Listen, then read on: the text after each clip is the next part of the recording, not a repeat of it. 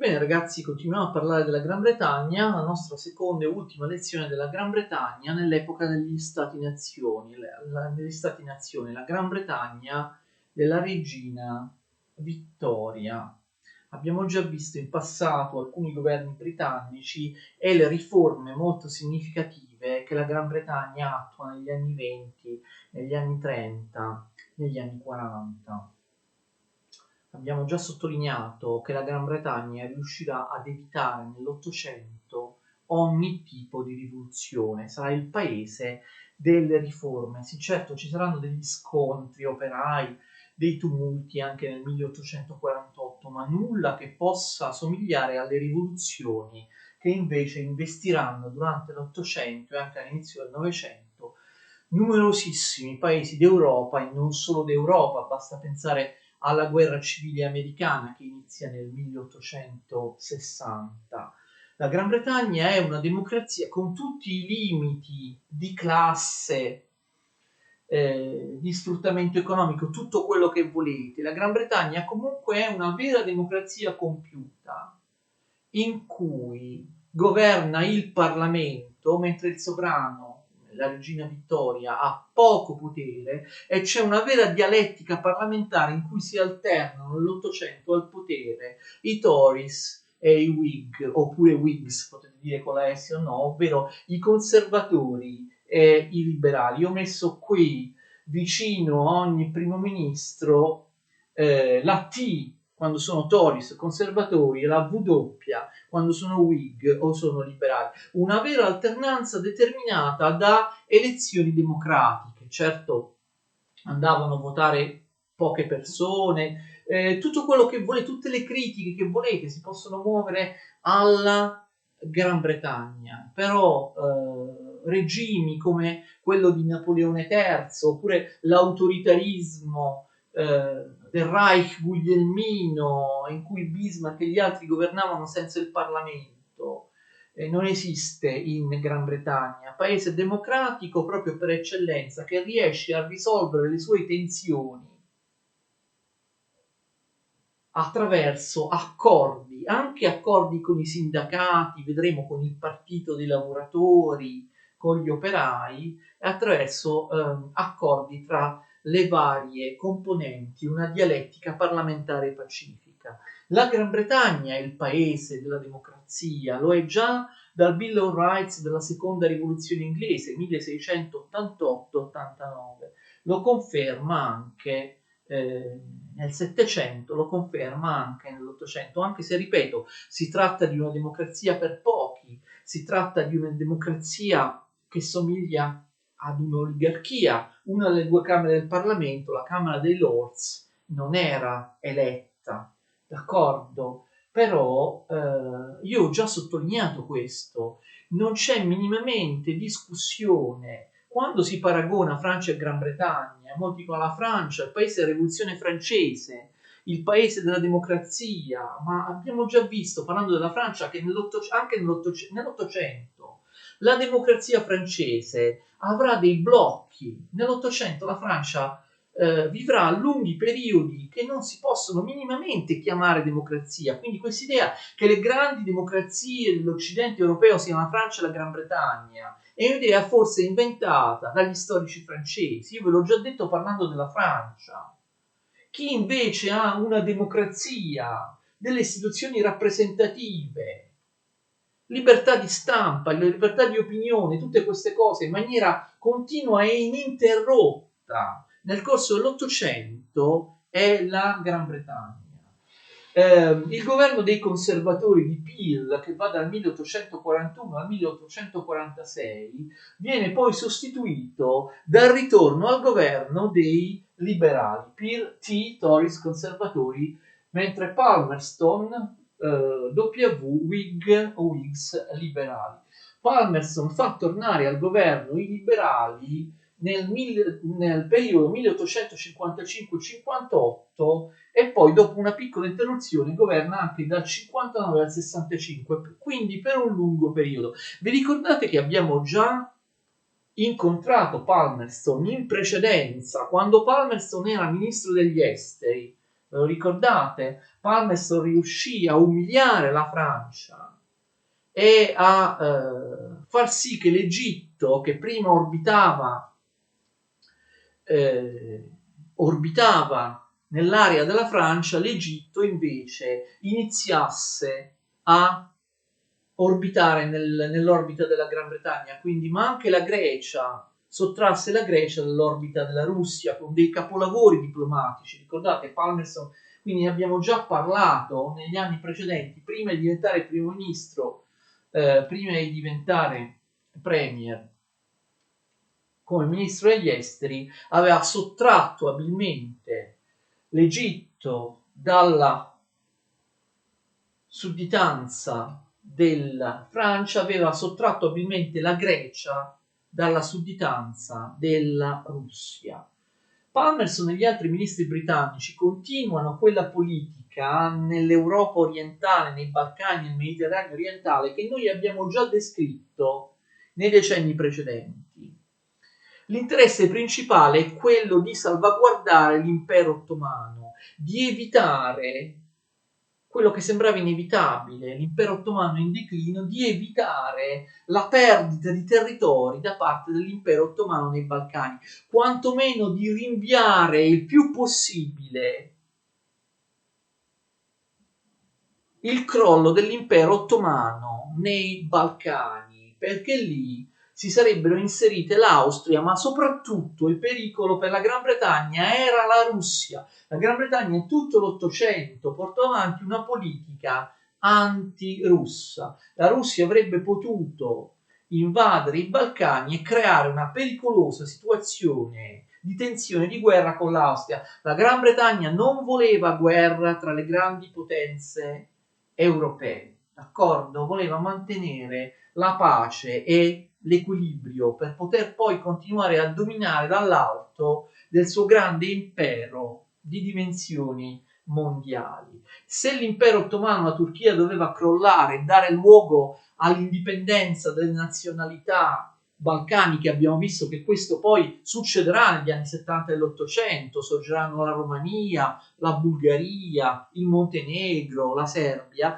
Questo dovrà avvenire, questa è l'idea di della Gran Bretagna, in base ad una concertazione, in base ad un accordo tra le varie potenze europee per mantenere comunque la pace e l'equilibrio nei Balcani. È proprio per questo motivo che Palmerston conclude nel modo in cui conclude la guerra di Crimea. Vi ricordate? Abbiamo già parlato della guerra di Crimea. Palmerston, proprio all'inizio del suo mandato, si schiera, già l'aveva fatto chi era stato prima di lui, ma lui conclude la guerra, si schiera contro la Russia, la politica britannica, ripeto, nell'Ottocento è sempre antirussa, si schiera contro la Russia andando a combattere in Crimea insieme a Francia e Piemonte, si schiera contro la Russia, contro l'espansione della Russia ai danni dell'impero ottomano. Abbiamo visto che alla fine della guerra di Crimea la Russia non riuscirà neanche a prendersi la Romania perché Moldavia e Valacchia, i principati rumeni che si erano resi indipendenti, furono realmente considerati indipendenti, non parte della Russia. Quindi ottima la politica estera di Palmerston nel contenere in qualche modo la Russia. C'è da dire, forse l'abbiamo già detto, che dopo la sconfitta in Crimea, la Russia, che si trovava in una situazione economica e sociale disastrosa, non diede più preoccupazioni nei Balcani per decenni, perché la Russia si avviò a una serie di catastrofi economiche e politiche interne e quindi, diciamo, non fece più pressione per espandersi nei Balcani, o quando lo fece comunque in maniera limitata e poté essere imbrigliata, controllata non soltanto dai britannici, ma vi ricordate da chi? Dalla Germania di Bismarck. Allora, Palmerston è un liberale, però Palmerston non fa molte riforme come i suoi predecessori, era un liberale piuttosto eccentrico. In particolare l'urgenza della Gran Bretagna era la legge elettorale. Vi ricordate che la riforma del 1832 aveva aumentato i votanti, aveva dato finalmente i collegi elettorali anche alle città che assurdamente non votavano, ma la legge elettorale britannica restava irrazionale perché i membri del Parlamento, la House of Commons, che a differenza della House of Lords era quella delle due camere che veniva eletta democraticamente, i rappresentanti, i membri della House of Commons non venivano eletti in proporzione alla popolazione. Questa era una cosa assurda. La popolazione dei collegi elettorali era ineguale, c'era un collegio elettorale che eleggeva un membro del Parlamento, aveva 80.000 votanti, un altro che eleggeva sempre un membro del Parlamento aveva 10.000 votanti. In questo modo il governo non era davvero rappresentativo, perché gli eletti non rappresentavano la popolazione nelle esatte proporzioni. Questo era stato aggiustato in parte nel 1832, però da molti si chiedeva una nuova riforma elettorale per correggere questa irrazionalità della distribuzione della popolazione in ogni seggio, in ogni collegio elettorale, e poi anche per aumentare il numero di votanti. Voglio dire, persino in Francia o in Germania votavano molte più persone rispetto alla Gran Bretagna. Certo, voi direte, ci sono anche dei periodi in cui in Francia votavano tutti i maschi adulti suffragio universale, ma votavano solo per dire sì a Napoleone III con i suoi plebisciti, oppure in Germania c'era il suffragio universale, ma veniva eletto un Parlamento che non contava niente o quasi. Certo, non c'è dubbio, però comunque altri paesi europei, pur non essendo democratici, non quanto la Gran Bretagna, non eleggendo un Parlamento che aveva tutti i grandi poteri della Gran Bretagna, tuttavia faceva votare più persone rispetto alla culla della democrazia moderna. Palmerston però insomma non fa molte riforme da questo punto di vista. Anche le riforme sociali a favore dei lavoratori si vanno arenando con Palmerston, ma ci sono sempre più proletari. Il problema dello sfruttamento, dei bassi salari, delle condizioni di lavoro viene posto da più parti, e dai sindacati, da vari tipi di organizzazioni, anche da organizzazioni filantropiche. Abbiamo visto, lo ripeteremo, che in Gran Bretagna il movimento operaio, i socialisti erano molto moderati, non erano dei socialisti rivoluzionari, estremisti, contrari alla libertà privata, che volevano fare una rivoluzione come i socialisti in altre parti dell'Europa. Abbiamo visto che nel 46-48 il cartismo e i vari movimenti socialisti accettarono di scendere a patti, d'accordo? Di scendere a patti, di lottare non per una trasformazione complessiva generale, ma soltanto per migliorare le condizioni di lavoro nelle singole fabbriche. Questo l'abbiamo già detto l'altra volta, tuttavia la questione sociale imponeva delle riforme.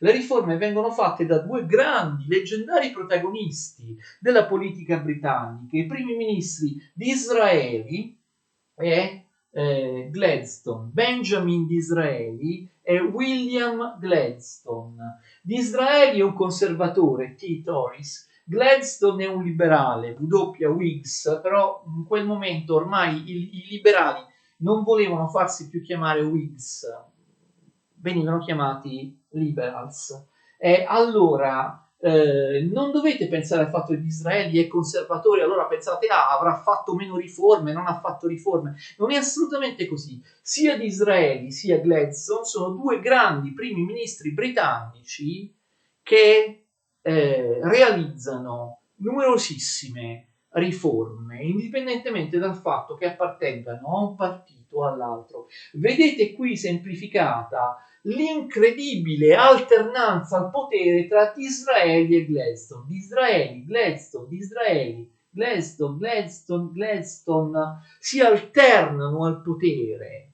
Entrambi arrivano alla carica di primo ministro in tarda età, dopo aver avuto in passato altri incarichi ministeriali. In particolare, come si alternano come primi ministri, nei decenni precedenti si erano alternati come cancellieri dello scacchiere. Il cancelliere dello scacchiere in Gran Bretagna è il ministro delle finanze, quello che presenta al Parlamento il bilancio annuale. Disraeli va al potere una prima volta nel 68, viene poi sostituito da Gladstone dal 68 al 74. Disraeli poi rivince le elezioni con i conservatori, va al potere dal 74 all'80 e poi Gladstone rivince le elezioni e va al potere dall'80 all'85, d'accordo? E poi va al potere anche nell'86. Durante questo periodo vengono realizzate, fino all'86, attenzione, numerosissime riforme. Quindi vedete, la democrazia britannica implica davvero una alternanza di due blocchi, solo due, che vanno al potere una volta prima, una volta l'altro, una volta uno, una volta l'altro, in base al risultato di libere elezioni. Questo è dovuto anche al particolare sistema elettorale del Parlamento britannico, che oggi è ancora quello stesso di allora, un sistema uninominale maggioritario che favorisce soltanto i partiti maggiori, soprattutto due. In ogni seggio, sapete cos'è il sistema uninominale maggioritario? In ogni collegio elettorale, ne abbiamo parlato già in passato, ma lo ripeto, in ogni collegio elettorale viene eletto soltanto chi prende la maggioranza dei voti, anche la maggioranza relativa, e gli altri non contano niente. C'è un collegio elettorale, il partito X prende il 29% dei voti, il partito XY il 21% dei voti, il partito Z il 14% dei voti, 29, 21, 14. Viene eletto soltanto il candidato del partito X, che ha preso anche solo un voto più degli altri partiti, e gli altri partiti non prendono niente, è chiaro? Quindi anche se in un sistema uninominale maggioritario, tuttora il sistema vigente in Gran Bretagna e negli Stati Uniti, che è il sistema elettorale tipicamente anglosassone, contano solo i partiti più grandi. Tu puoi avere un partito che prende a livello nazionale complessivamente il 15-20% dei voti, però capite, collegio per collegio non sei mai il primo partito, con questo 20% dei voti sei sempre il secondo, terzo partito, non eleggi neanche un rappresentante in Parlamento. Il sistema uninominale maggioritario, come adesso in Gran Bretagna e negli Stati Uniti, favorisce i partiti più forti, non dà rappresentanza ai partiti meno forti, e quindi crea generalmente un bipartitismo, no? Come oggi due grandi partiti si contendono la vittoria in Gran Bretagna, e negli Stati Uniti la stessa cosa, repubblicani e democratici negli Stati Uniti. Allora, queste riforme, devo prendere i miei schemi per dirle con precisione, non importa se le ha fatte l'uno o l'altro, Gladstone o Disraeli. Molto spesso succede che una riforma viene preparata da Gladstone, poi arriva Disraeli al potere e la approva, oppure il contrario, cioè entrambi sono d'accordo nel fare le riforme che vi sto elencando. Prima di tutto, estensione del diritto di voto, d'accordo, votavano in pochi. Nel 1867 i votanti vengono raddoppiati e viene introdotto anche il voto segreto, che prima non c'era. Poi nel 1844 e 45, altre due riforme, gli elettori vengono, gli aventi diritto al voto vengono ulteriormente raddoppiati, cioè vengono raddoppiati rispetto a quelli della riforma precedente. Quindi vanno a votare molti più britannici, anche gli operai specializzati, anche una parte della classe lavoratrice o dei piccoli artigiani può avere accesso al voto. Poi le libertà sindacali. Nel 1871 vengono legalizzate le trade unions, i famosi Sindacati inglesi che fino ad allora non erano legali, 1871, vengono riconosciuti ufficialmente. Nel 1875 viene concessa la libertà di sciopero, gli scioperi vengono legalizzati. Riforme anche sociali nel 1880 vengono istituite le scuole elementari pubbliche finanziate dallo Stato per tutti. Poi anche l'ampliamento, in varie fasi viene stabilito l'ampliamento dei poteri delle amministrazioni locali. Le città, le contee si autogovernano, hanno più potere, hanno più potere rispetto a prima. Che cosa succede? A scuotere la Gran Bretagna c'è anche la questione irlandese, ricordate, ne abbiamo parlato. Poveri contadini irlandesi, per l'unica colpa di non essersi voluti convertire al protestantesimo per secoli, venivano considerati persone di serie B, erano poverissime, le loro terre erano state espropriate, venivano sfruttati dai protestanti scozzesi e inglesi, in particolare la Chiesa anglicana aveva uno strapotere in Irlanda e si faceva pagare altissime tasse, spesso in natura, dai contadini. L'Irlanda voleva l'indipendenza o perlomeno l'autonomia. L'autonomia viene chiamata Home Rule. Allora, Disraeli però non è d'accordo. Gladstone dice diamo l'indipendenza, una forma di forte autonomia all'Irlanda che si chiama Home Rule, d'accordo? Home Rule.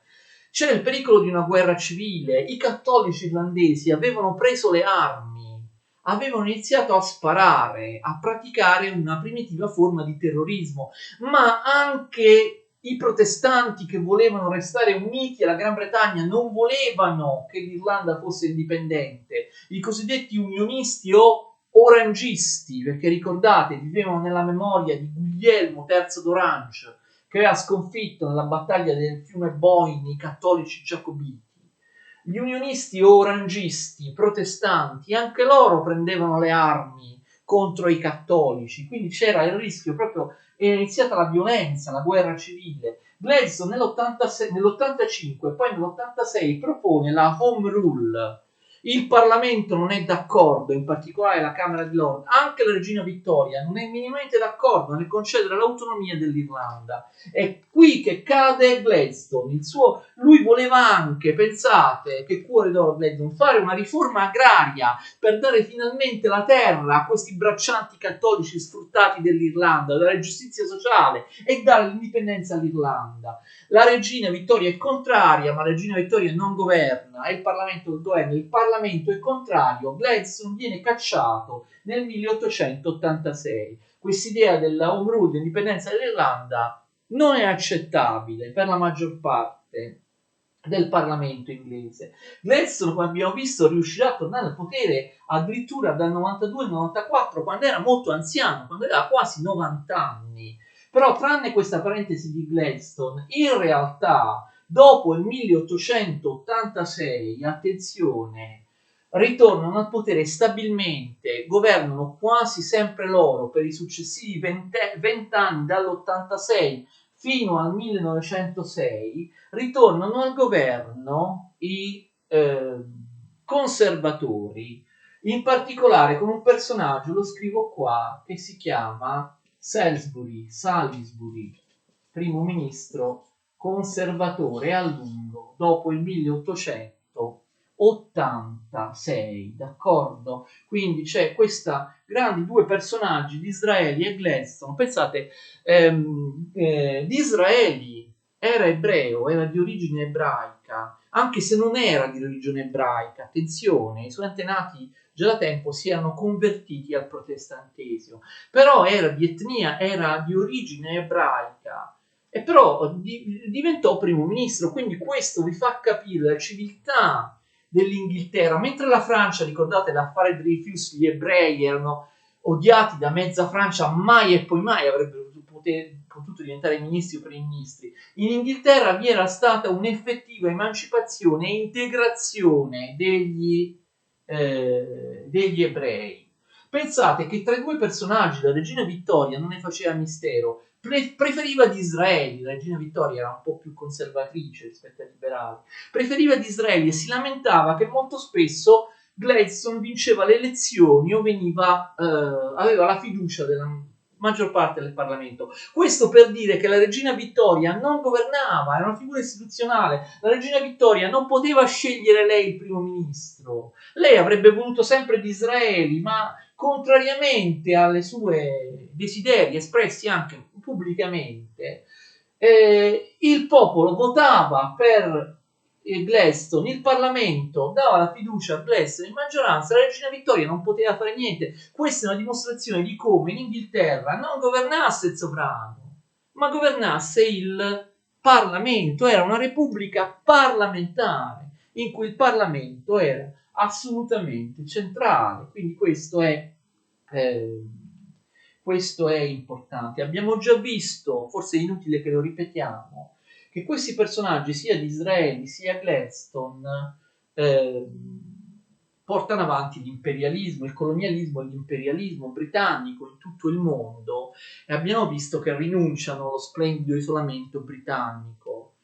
La Gran Bretagna ha necessità di allearsi, ricordate, si allea inizialmente con la Francia, poi si alleerà con la Russia, perché ormai il colonialismo, l'imperialismo è diventato così competitivo che erano necessarie delle alleanze. La Russia non fa più paura a me nella seconda metà dell'Ottocento, anche se vi ricordate la Gran Bretagna aveva avuto dei problemi con la Russia, perché sia Gran Bretagna sia Russia volevano occupare l'Afghanistan, e dei problemi anche per via dell'espansione della Russia in Asia che preoccupava la Gran Bretagna. La Russia, attenzione, la Russia, non ne abbiamo parlato, ne parleremo parlando della Russia, stava occupando tutta l'Asia centrale, Uzbekistan, Turkmenistan, Kirghizistan, quei posti lì, e da lì poteva arrivare anche all'India, non soltanto dall'Afghanistan. Tuttavia la Gran Bretagna si avvicina comunque alla Russia in funzione antigermanica.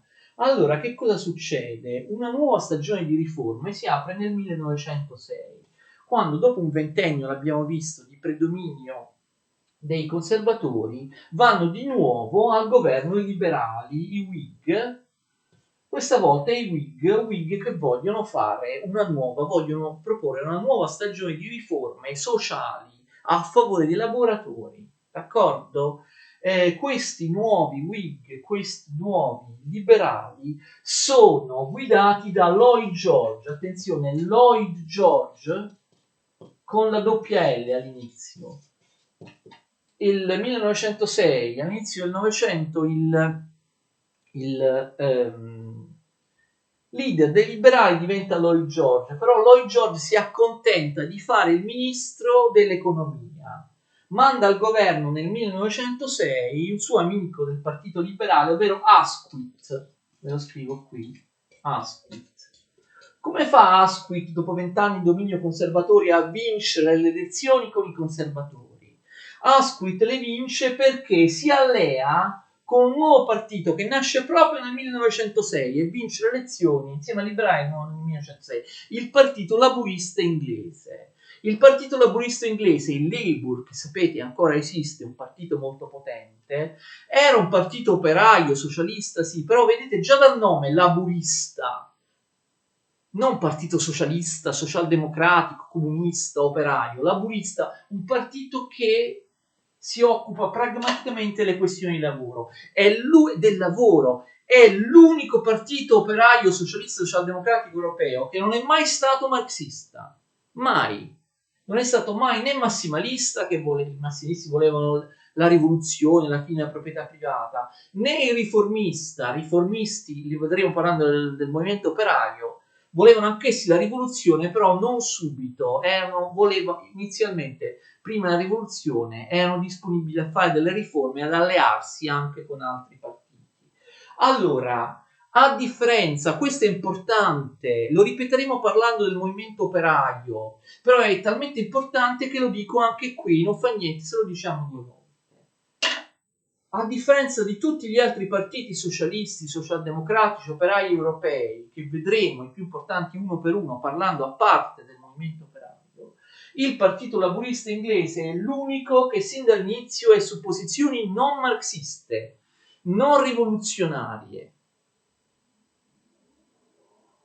Va al di là, come moderatismo, anche dei riformisti. I riformisti volevano la rivoluzione, sì, ma pensavano, a differenza dei massimalisti, i riformisti all'interno del mondo del movimento operaio, che la rivoluzione dovesse aspettare che non vi erano ancora le condizioni della rivoluzione, e che comunque in vista della rivoluzione non si poteva far soffrire e lasciare sfruttati gli operai, bisognava mettersi d'accordo, cercare di compromessi per avere delle riforme per migliorare la condizione degli operai. I laburisti non erano né massimalisti, rivoluzione subito, né riformisti, riforme ora, però rivoluzione, quando ci saranno le condizioni, rivoluzione. Il Labour è il partito più pragmatico, cioè la classe operaia, i socialisti inglesi, il movimento socialista inglese è sempre stato molto più pragmatico e meno estremista, meno ideologico, meno politicizzato di qualunque altro movimento operaio socialista europeo. Il Labour nasce nel 1906 già su posizioni, su un'ideologia che pensa che il capitalismo non può essere sconfitto ragionevolmente, che l'unico orizzonte possano essere soltanto delle riforme. Un partito di laburisti, in generale socialisti inglesi, che non sono mai stati rivoluzionari. Non soltanto il Partito Laburista, ma tante associazioni operaie. Ricordate il cartismo nel 46, negli anni 40, ma adesso, fine 800, inizio 900, c'è una nuova associazione, la Fabian Society, anch'essa è molto moderata, vuole soltanto delle riforme, non una rivoluzione. Fabian Society, lo dice il nome stesso, il nome viene tratto da Quinto Fabio Massimo, ricordate, il temporeggiatore. Fare delle riforme a piccoli passi, non una rivoluzione, la Fabian Society. Proprio per questo, per quanto sempre strano, il Partito Laburista è l'ultimo partito socialista e operaio che nasce in Europa. Ma come? In Gran Bretagna ci sono più operai, più proletari che in qualunque altro posto d'Europa. Com'è possibile che il Partito degli Operai in Gran Bretagna nasca come ultimo partito operaio europeo, in netto ritardo nel 1906? Anche il Partito Socialista Italiano era nato nel 1892, era nato prima, quando gli operai in Italia erano molti meno che in Inghilterra. La risposta è che inizialmente le organizzazioni operaie, i sindacati, le trade unions avevano pensato, proprio perché non erano politicizzate, che fosse inutile creare un partito, capite? Che fosse inutile creare un partito, che si doveva restare un sindacato e trattare con i padroni nelle singole situazioni, non andare in Parlamento. E infatti il Partito Laburista trae origine dai sindacati, dalle reti sindacali, che erano sempre state pragmatiche, badavano soltanto a ottenere dei miglioramenti caso per caso dei singoli lavoratori, non avevano all'orizzonte la rivoluzione. A un certo punto decidono però di trasformarsi in partito, di presentarsi alle elezioni. Questo spiega questa apparente stranezza, il fatto che nel paese dove i proletari, le industrie, le fabbriche sono più diffuse rispetto a qualunque altro posto del mondo, il partito proletario, il partito degli operai, nasce come ultimo tra i partiti operai del mondo, d'accordo? Proprio perché inizialmente pensavano fosse inutile fare un partito, non avevano rivendicazioni politiche, le associazioni operaie avevano solo delle rivendicazioni pragmatiche, delle rivendicazioni in ordine ai contratti di lavoro. Quindi poi nascono, vanno subito al potere.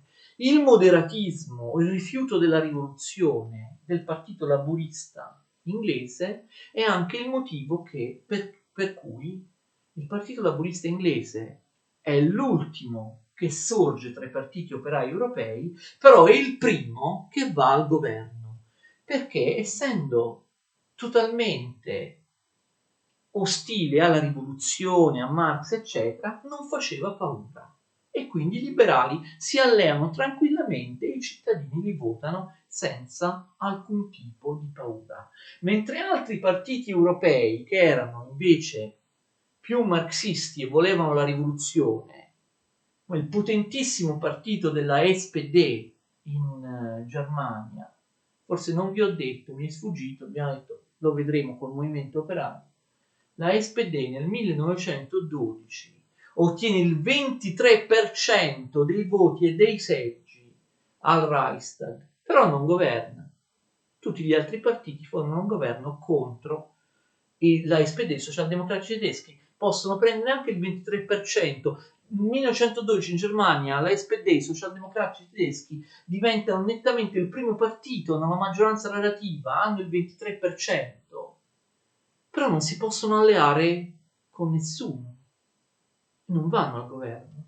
Il partito laburista nel 1906 ha molti meno voti, non aveva più del 15% dei voti, però si allea con i liberali e va al governo. Vengono fatte quindi a partire dal 1906 dal governo Asquith Lloyd George, Asquith liberale primo ministro, Lloyd George ministro delle finanze, però c'erano anche tanti ministri laburisti. Il leader laburista della prima ora si chiama McDonald's, Ramsay McDonald's. Successivamente, dopo la prima guerra mondiale, i laburisti riusciranno ad andare anche al governo da soli con McDonald's primo ministro, però per il momento si devono accontentare di essere il secondo partito al governo dopo i liberali, alleati dei liberali. Allora, fanno delle riforme sociali importanti che erano state rinviate per troppo tempo. Ricordate, parlando della Germania, abbiamo detto le riforme che Bismarck in Germania, le pensioni, che Bismarck in Germania aveva fatto 20 anni prima dell'Inghilterra. Il governo Asquith, liberale e laburista, diminuisce le ore di lavoro, in particolare stabilisce non più di 8 ore in miniera, istituisce gli uffici di collocamento. Se uno è disoccupato, si iscrive all'ufficio di collocamento, lo Stato cerca di trovargli un lavoro. Stabilisce i salari minimi, cioè un lavoratore non può essere pagato meno di una certa cifra, ma soprattutto istituisce l'assistenza sociale, indennità, pensioni, assicurazioni obbligatorie. 20 anni dopo dalla Germania, rispetto alla Germania di Bismarck, i lavoratori inglesi hanno delle indennità se si infortunano sul lavoro, se sono malati, sottoscrivendo un'assicurazione, e hanno poi la pensione quando sono anziani e non possono più lavorare. Pensate che il governo Asquith vuole mettere, come fa a finanziare tutte queste cose, pensioni, pensioni a tutti, indennità, aumento di salari, tutte queste cose costano. Deve aumentare le tasse, presenta un programma modernissimo per aumentare le tasse sui ricchi, cioè per far pagare le tasse ai ricchi. Il Parlamento insorge, in particolare la Camera dei Lord, non accetta che i ricchi debbano pagare molte tasse. E pensate che incredibilmente nel 1911 il governo Asquith Lloyd George vince questa battaglia. Sapete come? I Lord si oppongono alle tasse per i ricchi. Il risultato è addirittura un'incredibile riforma costituzionale e istituzionale. Dopo secoli vengono limitati i poteri della Camera dei Lords. C'è una campagna contro la Camera dei Lords. Voi dicono non siete eletti da nessuno, cari Lords. Non avete diritto di bloccare le leggi fatte dalla Camera che viene eletta, dalla Camera dei Comuni. Anche l'illuminato re, la regina Vittoria era morta, Edoardo VI, il figlio della regina Vittoria, appoggia questa riforma, e pensate che i lord approvano la riforma votando contro loro stessi. Da quel momento in poi, 1911, grandissima vittoria di questo governo riformista, liberale e laburista, da quel momento in poi i lords non possono opporsi alle leggi che riguardano l'economia e la finanza. Quindi si toglie potere alla Camera dei Lord e si approvano le leggi per i ricchi. Grande successo anche di questo governo. Allora, che succede? Succede che anche questo governo cade sulla home rule irlandese, proprio l'indipendenza all'Irlanda, l'autonomia non gliela vogliono dare. La situazione in Irlanda è andata ancora peggiorando, ci sono scontri, guerre civili, ormai i cattolici hanno preso le armi, hanno costituito le loro organizzazioni di liberazione indipendentiste, d'accordo? Qualcuno oggi può chiamare questo terrorismo, ma sapete, terrorismo, c'è chi chiama terrorismo ciò che altri chiamano lotta per la libertà. E quindi il governo Asquith approva la home rule per la Gran Bretagna, d'accordo, nel 1914. Attenzione, le tensioni sono al massimo, c'è un pezzo della Gran Bretagna, dell'Irlanda, che sapete fa ancora parte della Gran Bretagna, perché a differenza degli altri tre quarti, c'è un quarto dell'Irlanda che ancora fa parte della Gran Bretagna, Ulster, Irlanda del Nord, sapete, perché a differenza degli altri tre quarti dell'Irlanda, lì nell'Ulster i protestanti sono in maggioranza, perché nel resto dell'Irlanda i cattolici sono in maggioranza. L'Irlanda, l'attuale, quella che si chiama attualmente Irlanda del Nord, l'Ulster, si ribella violentemente alla Home Rule. Che cosa si decide? Siccome scoppia la prima guerra mondiale, che cosa fa il governo liberale? Il governo liberale dice: va bene, per adesso sospendiamo la Home Rule, d'accordo? Sospendiamo la Home Rule perché adesso c'è da combattere la guerra mondiale, quindi lasciamo perdere. Però Asquith promette agli irlandesi che dopo la guerra, capite, la Home Rule sarà davvero approvata. Capite bene che la promessa non fu mantenuta. Dopo la guerra erano al potere i conservatori e la Home Rule per l'Irlanda non fu ovviamente stracciata. Nel corso della prima guerra mondiale, però, gli irlandesi insorsero, misero in difficoltà la Gran Bretagna proprio durante i duri anni della prima guerra mondiale, con una vera e propria guerra civile. Parlerò poi di come finirà l'indipendenza dell'Irlanda quando tratteremo ovviamente gli argomenti degli anni 20 e degli anni 30 del Novecento. Ultima cosa da dire: l'ascesa del partito laburista trasforma il bipartitismo britannico. Voi sapete quali sono i due partiti maggiori?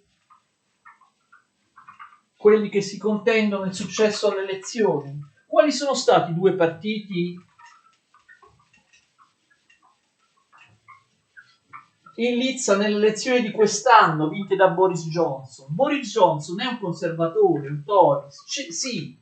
Quale partito ha sconfitto? Non più il partito liberale, ma il partito laburista. Ricordate che Boris Johnson ha sconfitto il partito laburista. Quindi adesso, attenzione, il bipartitismo inglese è tra questi due grandi partiti, conservatori e liberali.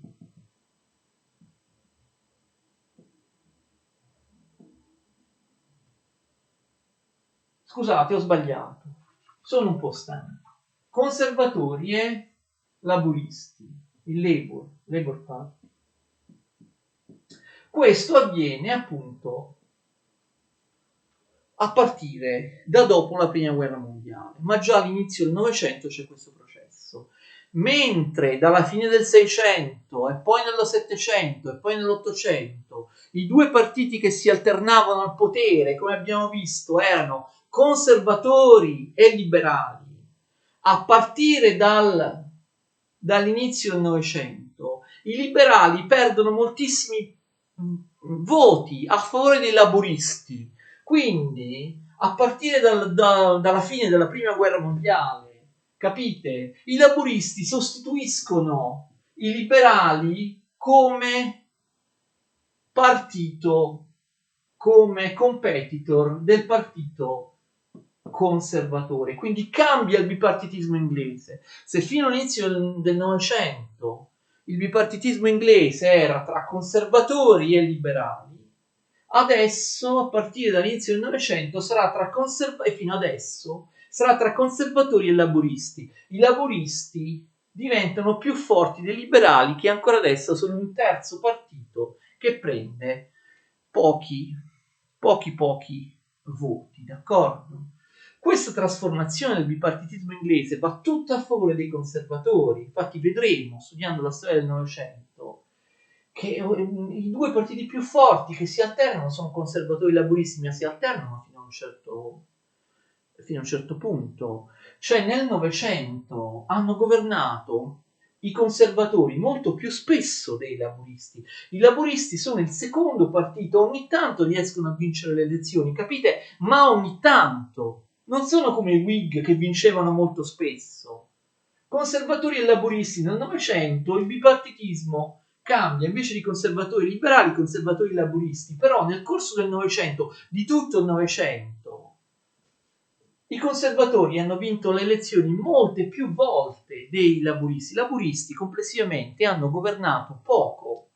L'ultimo ministro laburista che ha governato per un notevole periodo di tempo è Tony Blair, non so se lo conoscete o ve lo ricordate, però in realtà negli anni 10, 20, 30, 40, anche durante la seconda guerra mondiale, anni 60, la Thatcher ha governato per 11 anni, negli anni 80, i conservatori, in questo nuovo schema del bipartitismo inglese, vinceranno le elezioni molto più spesso i laburisti. Ancora adesso è così, e i laburisti non sono riusciti a sconfiggere Boris Johnson,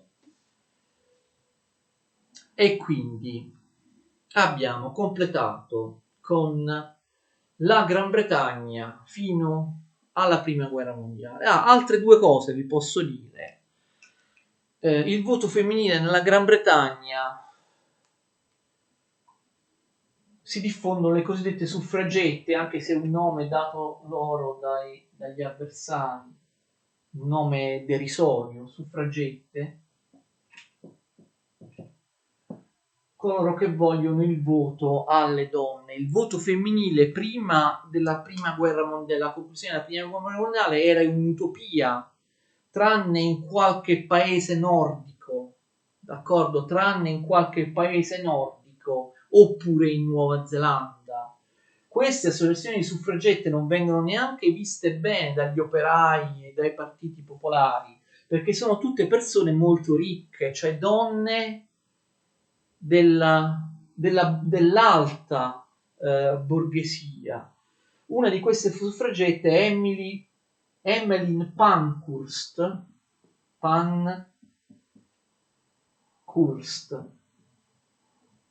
Utilizzano anche la violenza, utilizzano anche proprio la violazione delle leggi, si fanno arrestare, fanno un po' di tutto per farsi notare, protestano, scrivono, si fanno arrestare, fanno delle manifestazioni illegali perché vogliono ottenere il voto alle donne.